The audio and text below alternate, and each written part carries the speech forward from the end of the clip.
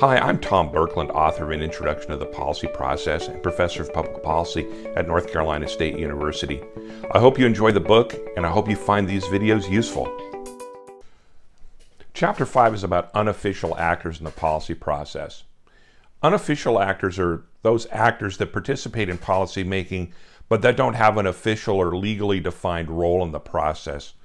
As you learned in Chapter 4, the official actors are actors such as members of Congress, the courts, the executive branch, those bodies that are created by law to govern the country, to participate in governance. But unofficial actors are just as important as official actors, particularly in a democracy. And so in this chapter, I start with the idea that individual citizens are unofficial actors. Our entire democratic system rests on the notion that people are sovereign in the United States and that we can participate in the public policy process through elections, through the expression of public opinion, and through other means. But then I turn to the notion of interest groups, and interest groups are an important and perhaps fundamental feature of American politics. So interest groups are really important, and studying what they do, what they say, and how they participate in the process is central to understanding public policy.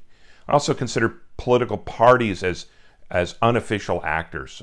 They have an official institutional role, certainly in Congress and in state legislatures and in the governor's offices and in the presidency, but they're not specified in the Constitution, and so they are what we call an unofficial actor. But political parties make policy. They shape the policy process. Think tanks also shape the policy process, and we discussed this in Chapter 5. The news media are a really important input into the policy process, and Chapter 5 discusses them as well. The chapter next turns to a discussion of the idea of sub-governments or issue networks.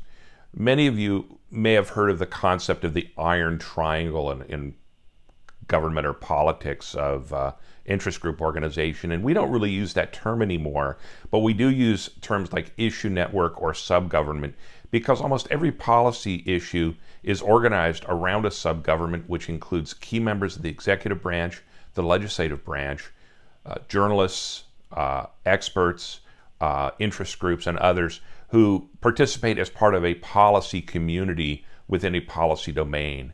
And understanding the notion of a policy network or policy community or sub-government is really central to understanding public policy.